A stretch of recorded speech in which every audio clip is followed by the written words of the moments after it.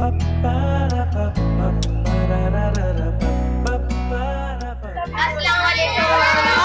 सलाम बच्चों, क्या हाल है? क्या हाल है? अस्सलाम वालेकुम। अस्सलाम वालेकुम बाबा जी। और जनाब कैसे हैं आप लोग? बाबा जी ये बच्चे बाहर क्यों हैं?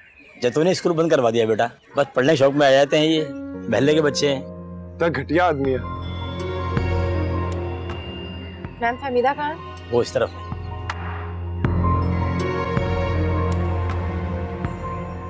खोया खोया सा ये रास्ता, नया सफर शुरू हो गया। खोया खोया सा ये रास्ता, नया सफर शुरू हो गया। बात यह है बेटा कि आपको तो पता ही है कि मुल्क के माशी हालात कैसे हैं। उस वजह से इन बेचारों के घरों में सबसे ज़्यादा असर हुआ है। और ये तो वैसे भी मजदूरों के बच्चे हैं। ये 150 बच्चे नहीं हैं, 150 खानदान हैं। एक बच्चा भी पढ़ लिख जाएगा ना तो समझो कि एक खानदान पढ़ लिख गया। आपकी बात हुई बाकी के ट्रस्टीज से? 2-4 ही तो लोग हैं, उनमें से भी 2-3 के हालात तो इस वक्त ऐसे हैं कि वो कंटिन्यू नहीं कर सकते। हमारी दिन रात की मेहनत का हासिल मिलता नजर नहीं आ रहा। मगर इस तरह से बीच में स्कूल बंद करके इन बच्चों की पढ़ाई रोक के ये उन बच्चों को वापस अंधेरे में भेज रहे हैं। मैम लेकिन आप कुछ तो सोचें, कोई तो सोल्यूशन होगी इसकी। आखिरी उम्मीद जतोई था, मगर वो भी अपने वादे से मुकर गया। वो ये स्कूल किसी चौधरी को डेरा बनाने के लिए दे रहा है। तो क्या उस चौधरी की एंटरटेनमेंट इन मासूम बच्चों के फ्यूचर से ज्यादा इम्पोर्टेंट है? सैम ये ऐसे ही होते हैं, अपनी औलादों को तो बाहर भेज देते हैं पढ़ने के लिए, लेकिन मुल्क के बच्चों को पढ़ने नहीं देते। एग्जैक्टली, हमें पहले ही मुखालफत का सामना था। इन बच्चों को स्कूल तक लाना किसी मिशन से कम नहीं था, लेकिन अब सब कुछ शुरू होने से पहले ही खत्म हो जाएगा। नहीं फहमीदा जी, इस बार ऐसे नहीं होगा। ये सोच भी बदलेगी और ये माहौल भी। आप मुझे बताएं कि कितनी इंस्टॉलमेंट्स बाकी हैं और कितनी पेमेंट? जतोई ने तो इंस्टॉलमेंट्स लेने से इनकार ही कर दिया है। उसे 1 चेक पेमेंट मिल रही है और वो हमारे अमाउंट से डबल है। लेकिन फिर भी मैम कितना बैलेंस है जो हमने एक चेक में देना है? ये कोई 25-26 लाख।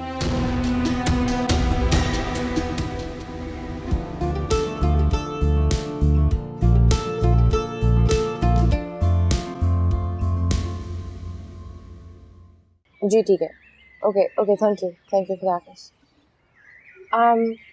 मैम हम 5-5 लाख की इंस्टॉलमेंट्स पे कर सकते हैं, बाकी जो मेरे पास सेविंग्स हैं वो भी मैं लगा दूंगी। एनी मेरे पास भी मेरे अकाउंट में कुछ सेविंग्स पड़ी हैं, मैं वो आज शाम तक तुम्हें निकलवा के दे दूंगी। नहीं सैम, नो वे। देखो एनी, हम सब ने वादा किया था कि जिससे जितना हो सकेगा वो करेगा। एग्जैक्टली और मेरे पास भी चेक पड़ा हुआ है जो मेरे सॉन्ग का आया था, मैं वो भी दे सकता हूँ और उसके अलावा मैं बाबा से भी पूछ लूंगा। नहीं, देयर इज नो वे वहाज, वो तुम्हारे सॉन्ग का चेक है, जिसका मतलब है कि वो तुम्हारे पैशन की कमाई है। इसीलिए ही तो मिले थे एनी। अगर वो पैसे इन बच्चों के काम आ गए तो मैं समझूंगा मेरा गाना सुपर हिट हो गया है, और मैं अगर इन बच्चों की हेल्प भी ना कर सकूं तो मुझे बस अपना आप फेलियर लगेगा। तो बस फिर ऐसा करते हैं कि बिलाल और उस्मान से भी बात कर लेते हैं। नहीं सैम, एक सेकेंड, ये बहुत ज्यादा पैसे हैं। आई थिंक हमें पहले जतोई से बात करके चेक करना चाहिए, शायद इसमें कोई इंसानियत ही जाग जाए। हाँ वैसे ये भी ठीक है, ऐसा कर लेते हैं।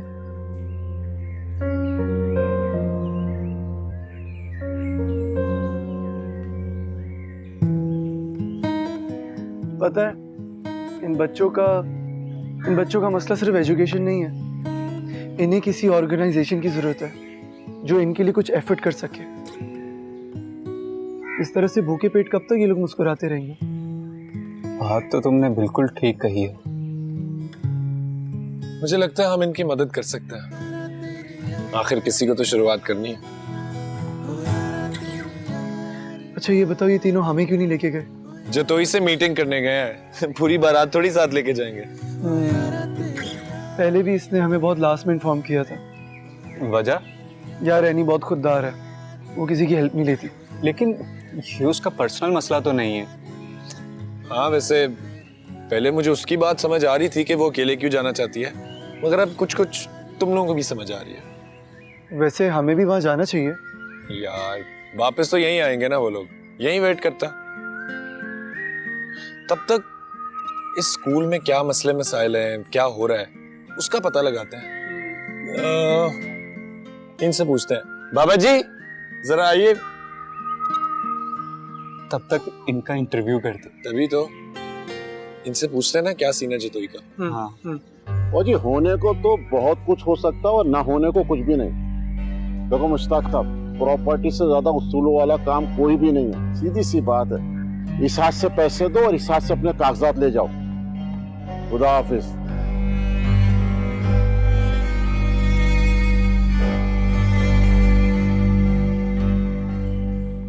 फहमीदा जी ने जब मुझे फोन करके मीटिंग के लिए टाइम लिया था तो डर गया था। मैं समझ रहा था कि कोई बड़े असर रसूख वाला सियासतदान आएगा, लेकिन आप लोग तो बच्चे हैं। आप लोगों से मिलकर बड़ी मायूसी हुई, टाइम खराब किया मेरा। मुझे बच्चों को ट्यूशन से लेने जाना था। मायूसी? आपको? मायूसी तो हमें हो रही है सर। एक पढ़ा लिखा शख्स जिसकी नज़र में बच्चों के स्कूल के बाद बच्चों की ट्यूशन भी इम्पोर्टेंट है, वो गरीब के बच्चे से उनकी बेसिक एजुकेशन भी छीनना चाहता है। देखें, मैं इतना भी अमीर आदमी नहीं हूँ कि लाखों का नुकसान बर्दाश्त कर सकूं। सर लेकिन आप जानते हैं ना कि इन बच्चों के लिए ये एजुकेशन कितनी इम्पोर्टेंट है। जी बिल्कुल, लेकिन ये सिस्टम की जिम्मेदारी है। लेकिन सर ये हमारी भी तो जिम्मेदारी है, हम इसी सिस्टम का हिस्सा हैं और ये हमारी मजबूरी भी है, हमें ये इसका ख्याल करना पड़ेगा। और सिस्टम के हिसाब से तो हम लोग चल रहे हैं, सीधी सी बात है। सर हम हाफ पेमेंट कल तक कर देंगे प्लीज। और बाकी की हाफ पेमेंट जितनी जल्दी हो सके, वरना हर मंथ इंस्टॉलमेंट्स। नहीं, अब इंस्टॉलमेंट वाली तो बात हो ही नहीं सकती। सर प्लीज सर, आप हमारी कुछ तो हेल्प करें, एटलीस्ट थोड़ी सी। देखो बच्चों, मैं कोई जालिम आदमी नहीं हूँ, लेकिन कोई भी फैसला मैं अकेला नहीं कर सकता। मैं अपने पार्टनर से बात करता हूँ और जल्दी तुम्हें बताता हूँ। तब तक के लिए ये स्कूल बंद रहेगा। प्लीज सर, अपने पार्टनर से अभी बात कर लें। आप स्कूल बंद नहीं होना चाहिए प्लीज सर। प्लीज सर, आप प्लीज देखें, कुछ करें, इसका कोई तो हल होगा। अच्छा, लेकिन कारोबारी बातें इस तरह होती नहीं है, सीधी सी बात है। सर कारोबारी बातें, ये कारोबारी बातें नहीं है सर, ये इन बच्चों का मुस्तकबिल है। आप प्लीज कुछ करें, आप अपने पार्टनर से प्लीज बात करें, हम वेट कर लेंगे, लेकिन आप प्लीज कोई हल निकालें सर इसका। अच्छा, मैं कोशिश करता हूँ। वो बात तो ठीक है, मगर मुझे लगता नहीं यहाँ पर रिवाज है बच्चों को पढ़ाने का, उन्हें एजुकेट करने का। खौफ और तकलीफ की वजह से बेटा। बाबा जी किस बात का खौफ? गरीब की जिंदगी पता तो है आपको। बच्चे अगर पढ़े भी ले तो कितना पढ़ लेंगे, नौकरी कहीं मिलेगी नहीं इनको बेटा। यही करना है सारी उम्र, जो हमने किया है अब इन्हें करना है। तो क्या इन बच्चों को हक नहीं डॉक्टर बनने का, इंजीनियर बनने का, एक कामयाब इंसान बनने का? बेटा उनको सिर्फ जीने का हक है। बेहतर जिंदगी तो चाहते होंगे ना ये सब। वो ख्वाब नहीं देखने देती। बाबा जी ज्यादा बड़े बोल नहीं बोलूंगा, मगर हम वादा करते हैं कि ये बच्चे कम से कम भूखा नहीं सोएंगे। मैडम एनी की मेहरबानी से स्कूल तो खुल जाएगा, लेकिन बेटा इनकी किताबें, इनका फर्नीचर, इनका यूनिफॉर्म वो भी देखना है आगे। और देखिए, आज के बाद से आप बिल्कुल फिक्र मत कीजिएगा, इनकी एजुकेशन, इनकी किताबें, इनका यूनिफॉर्म सब हो जाएगा। आप बस ये जतोई की स्टोरी बताएं, कौन है ये? छोड़े इन लोगों को, बड़े लोग हैं, बस यहाँ आते हैं चले जाते हैं देखकर। हमें कौन देखता है गरीब लोगों को। देखो, मैंने तुम्हें कितनी दफा समझाया, घर के मसले घर में रखा करो, मुझे डिस्टर्ब नहीं किया करो। मैं ये पार्टी के साथ बैठा बात कर रहा हूँ, तुम्हारी जो भी प्रॉब्लम है खुद सॉल्व किया करो। चलो फोन बंद करो, खुदा हाफिज। सर वो हमारी प्रॉब्लम का क्या बना? कोशिश तो की अभी आपके सामने, लेकिन मेरा पार्टनर नहीं मान रहा है। उसने दूसरी पार्टी से एडवांस पकड़ लिया है। बट सर हमने तो आपको हाफ पेमेंट दे दी हुई है, और मतलब पिछले महीने थोड़ा लेट हो गया था। लेट हो गए ना? देखो, आपने पेमेंट भले मुझे किस्तों में की हो, लेकिन मैं आपकी पेमेंट 1 चेक में वापस करूंगा, सीधी सी बात है। लेकिन सर प्लीज। अगर की गुंजाइश हो सकती है, और वो भी सिर्फ इसलिए कि आप ये नेकी का काम कर रहे हैं, वो भी बता दें सर। देखें, अगर आप बाकी पेमेंट कर देते हैं और वो भी 1 चेक, तो फिर कागजात आपके नाम और दूसरी पार्टी का हम एडवांस वापस कर देंगे। और ये पेमेंट कब तक करनी होगी? आज तो आप लेट हो गए, कल बैंक टाइमिंग में किसी भी वक्त। सर एक दिन में इतनी बड़ी रकम कैसे? ये आप लोगों का मसला है, कल से परसों नहीं होगी, सीधी सी बात है।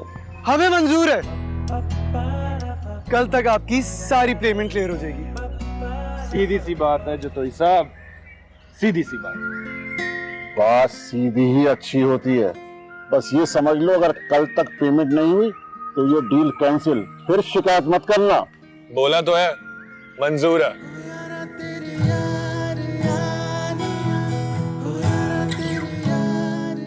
क्योंकि मैं ग्रीन हूं।